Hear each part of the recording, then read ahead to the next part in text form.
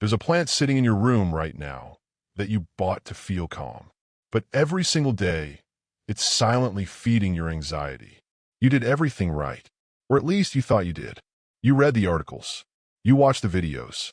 You filled your apartment with green, snake plants on the shelf, pothos trailing from the bookcase, a peace lily by your bed, because everyone said the same thing. Plants reduce stress. Plants clean the air. Plants heal you. And you believed it, because it made sense, because nature is healing. But lately, something feels off. You water them. You rotate them toward the light. You miss their leaves on Sunday mornings like some kind of quiet ritual. And still, the tightness in your chest won't leave.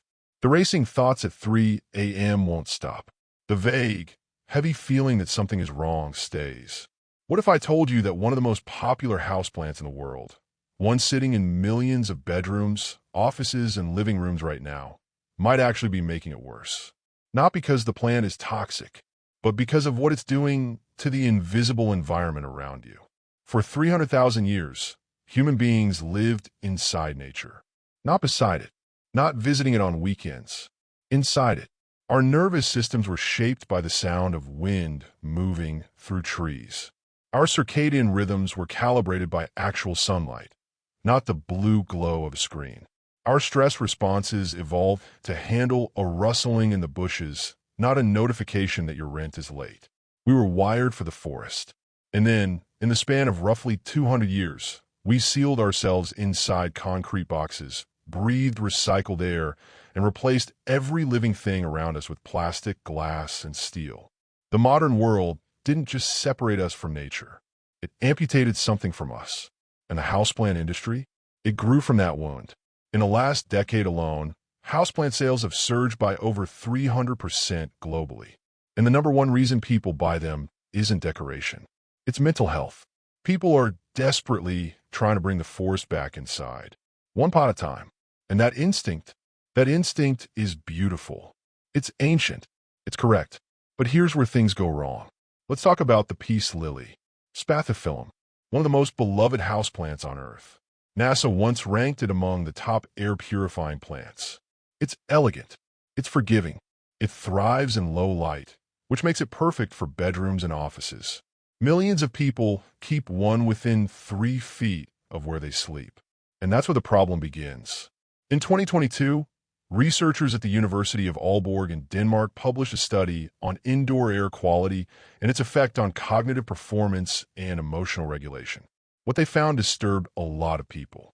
Overwatered houseplants, particularly those kept in warm, poorly ventilated rooms, become breeding ground for mold. Specifically, a category of microfungi that release what scientists call microbial volatile organic compounds, or MVOCs. You can't see them. You usually can't even smell them, but your body reacts to them. These compounds have been linked to headaches, difficulty concentrating, disrupted sleep, and here's the part no one talks about: increased baseline anxiety. Your nervous system detects a threat it can't name. Your amygdala, the brain's ancient alarm system, stays activated. Not screaming, just humming. A low, constant signal that something in your environment is off. You don't panic. You don't have a full anxiety attack. You just feel unsettled, restless, like you can't fully relax in your own home. And you blame yourself.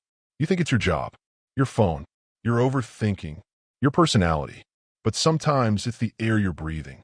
The peace lily isn't the villain here.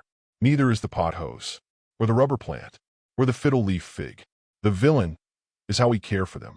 We overwater because we overlove. We place them in dark, stagnant corners because that's where the articles say they survive. We pack them into bedrooms with closed windows, sealed doors, and no airflow. And we create, without realizing it, a microenvironment that slowly works against us. We turn the medicine into the poison, not because nature failed us, but because we forgot how nature actually works. In a forest, nothing is stagnant. Water falls and it moves. It seeps through layers of soil, filtered by roots and rock and the slow patience of the earth.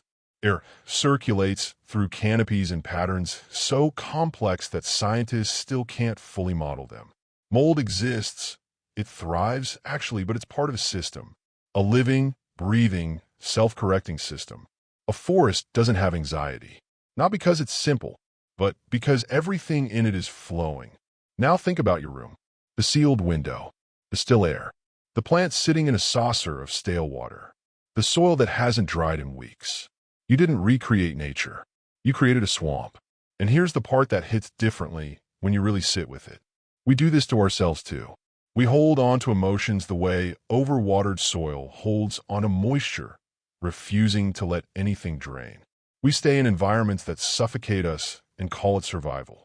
We keep ourselves in low-light conditions, metaphorically and literally, and wonder why we're not growing. The peace lily in the dark corner with no airflow and too much water is you.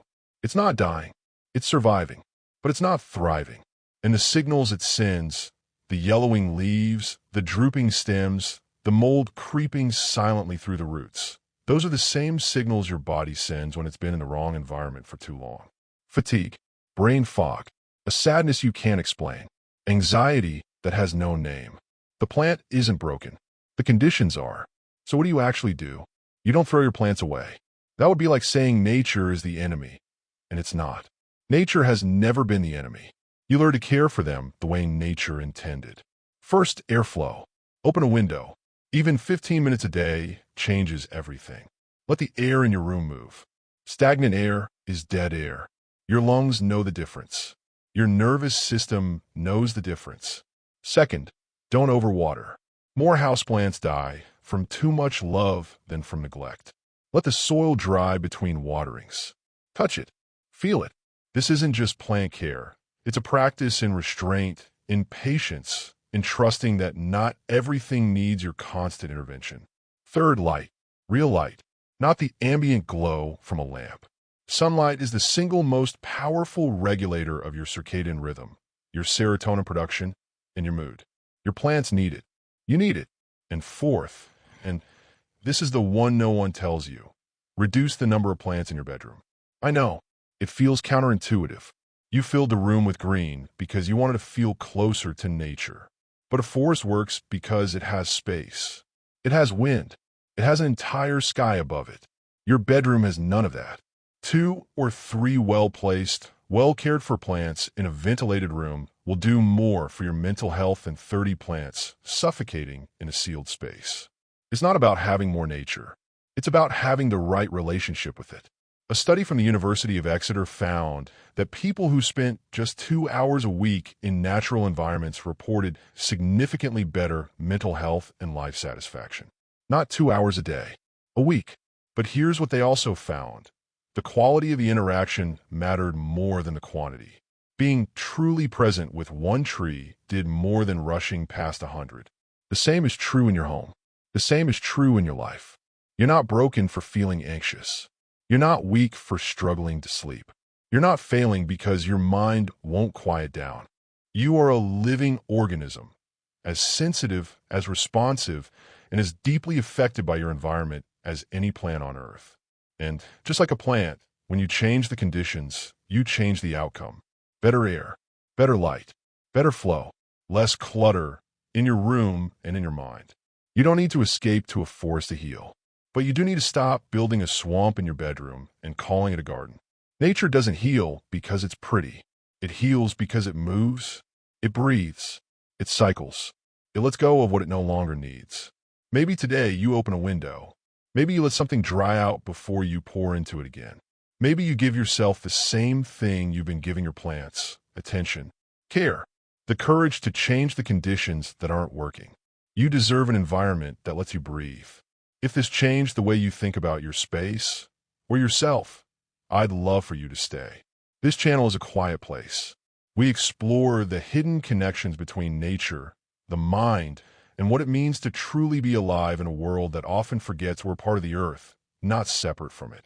Subscribe if that resonates, and share this with someone who keeps buying plants, hoping they'll fix something only awareness can. I'll see you in the next one.